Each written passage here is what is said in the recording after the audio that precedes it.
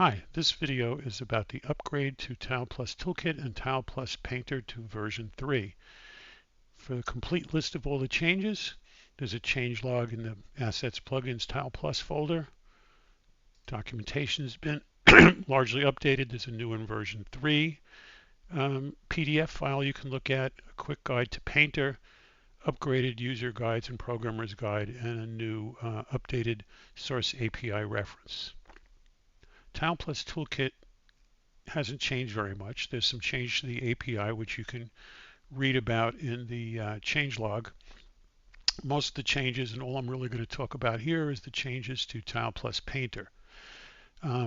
Let's go over some of the changes in the UI. The UI still works the same. There's painting, editing, and grid selection modes. And here's the actions for paint mode.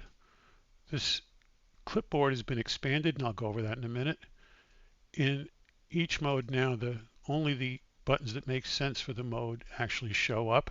As you can see, the action buttons change depending on the mode. In paint mode, the clipboard's been expanded a little bit.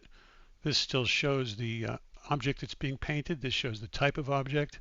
It's copy to favorites, clear, create an icon, and convert the multiple selection to a bundle. I'll show how that works later.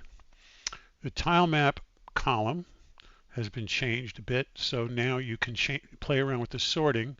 As shown here, it's got the layer with the tile map with the highest sort order and order and layer to make it a little more intuitive. And that's controlled with some new settings, sorting and reverse tile map sorting.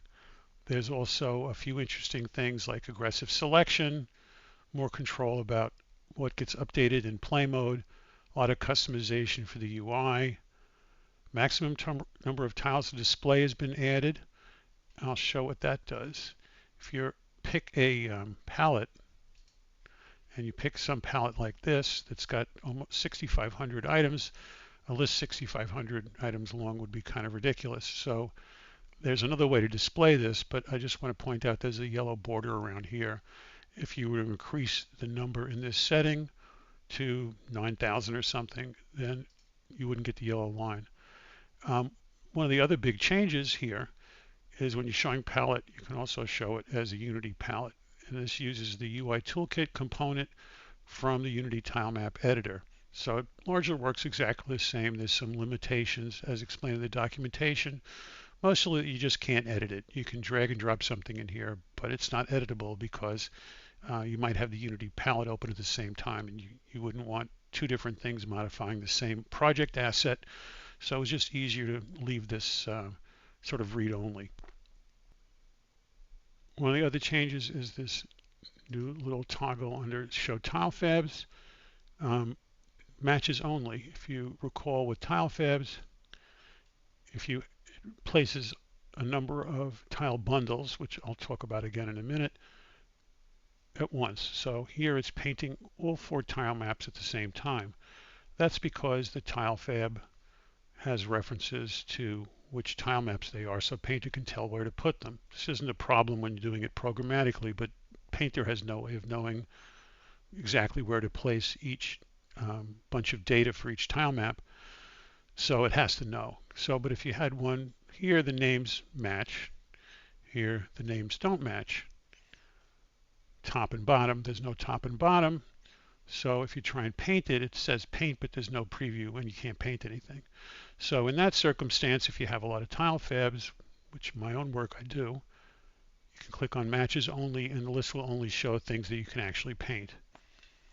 In tile bundles, which are tile map archives, there's a lot about this in the documentation. Basically it's an archival of all the tile maps, all the tiles on a tile map or in an area of a tile map defined by a grid selection, and any prefabs that are parented to those tile maps. So here, for argument's sake, you've got this one here, which has, you can paint those all at once. I'll just get rid of that. But if you might want to just look at all the tiles that are in here and paint one at a time, so you can just paint one tile from the list. This is really handy with prefabs because you can make a tile bundle that's just prefabs in one of several ways, and you can have what's in effect a prefab palette. The other thing that's changed really a lot is the favorites list. For one thing, the favorites list is no longer cleared when you click on the refresh button. You can click it from a menu item in the Tools TilePlus menu or clear painted favorites from here, and also the refresh system. Refresh, which duplicates this functionality, is up in the context menu too. Favorites has been very expanded. It's now always available and it's persistent. It's stored in the file system, and you can even put TilePlus tiles in there because they're archived properly.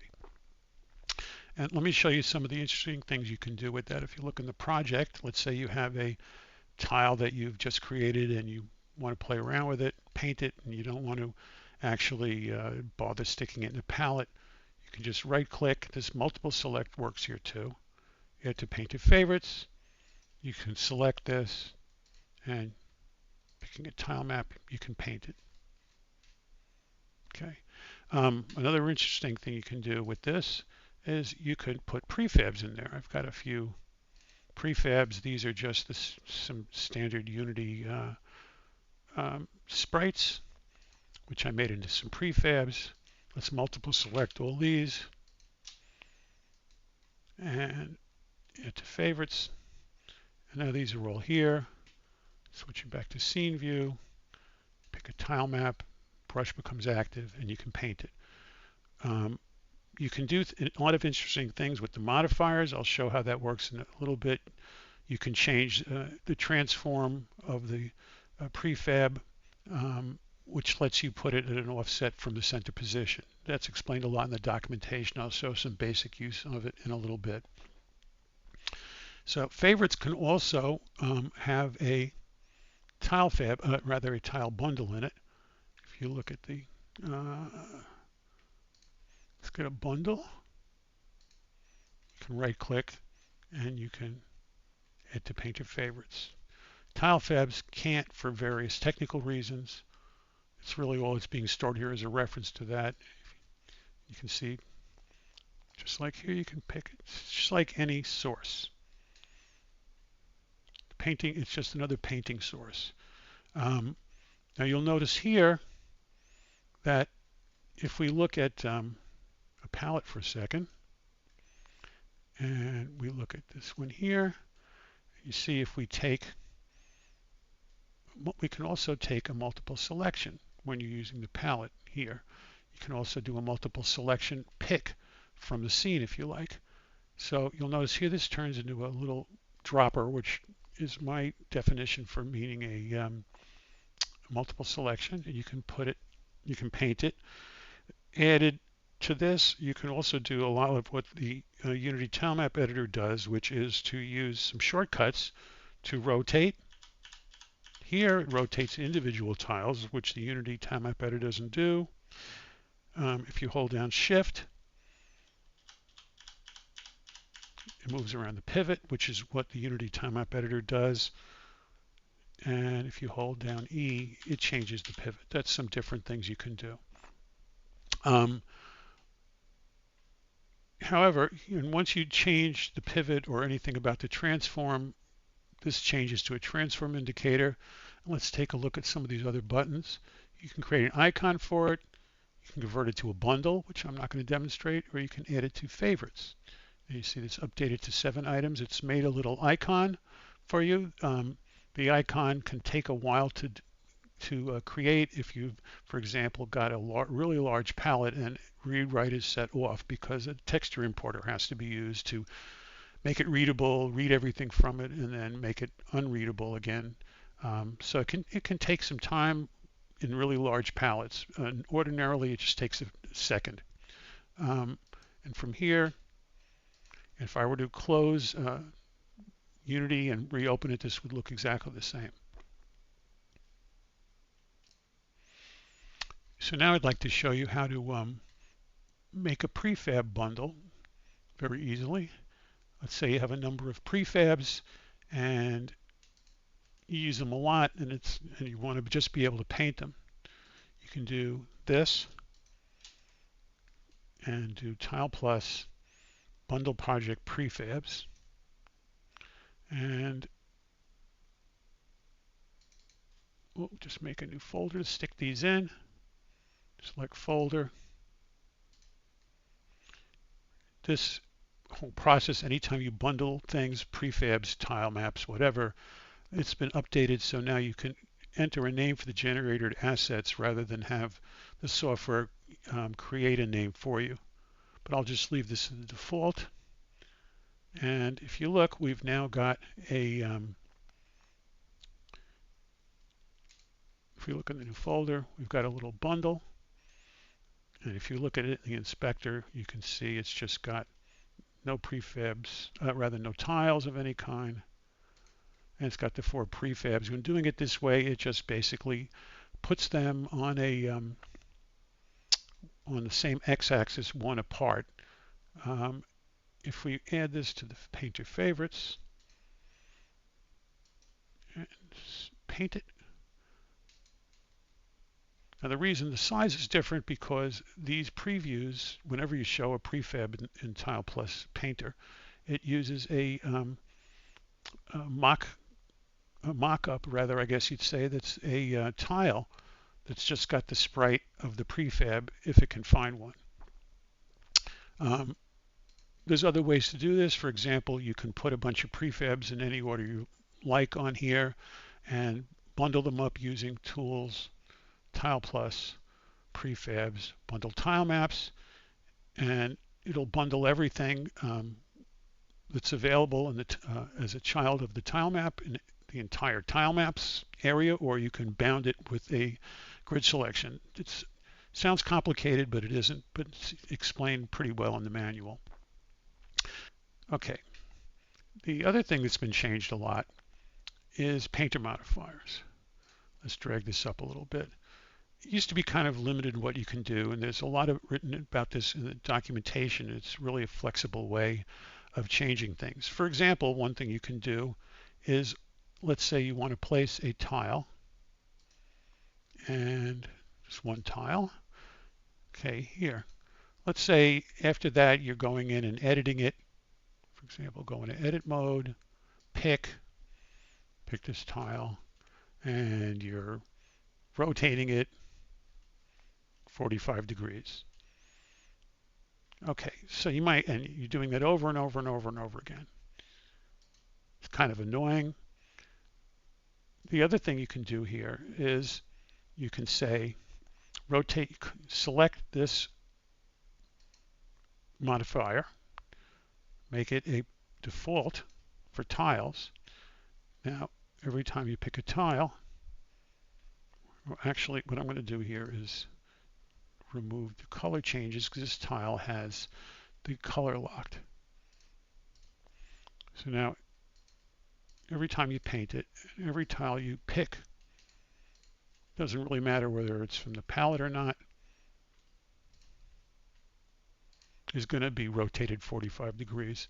And you see that's very flexible. You can also do something like change the Z, which won't really show up that easily, but you can offset it a little bit, and this really, of course, only offsets the sprite. You'll notice that the marquee box is offset by basically about 1 position here. So you can play around with transform, rotation, scale, obviously, and color. If you pick color, a color picker appears. But the thing is that you have to ensure that your flags are set properly, right? If you have lock color or lock transform and you modify the color transform, then the next time the tile gets refreshed, it'll just revert. So this is talked about in the manual, and as you see, it'll give you a warning if you try and do something that won't work. For example, if I pick one of these, which I know has lock color flags, you'll get a warning. There's a number of places that tries to stop you from doing it. There may be ways you can have that happen. This also works for prefabs. Let's look at some of our prefabs. If we make something a default for prefabs, it can only affect the transform because you really can't affect the sprite very easily because there's a prefabs can be pretty complicated. But here, if we take one of these, here we're rotating it 45 and scaling it a little bit.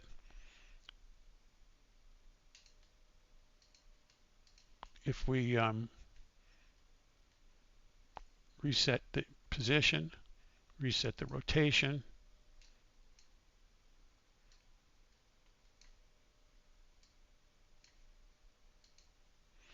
so you can see this is going to, for any prefab you pick, it's going to apply this now. I can't really tell with a circle. Although it did squash it a bit.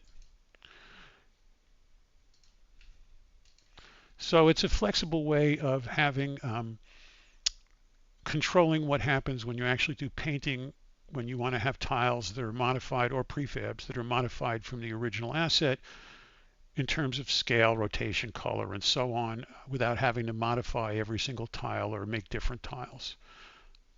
It's also a handy substitute if you need to change the Z location, because there's no built-in Z location field as there is in the Unity tile map editor.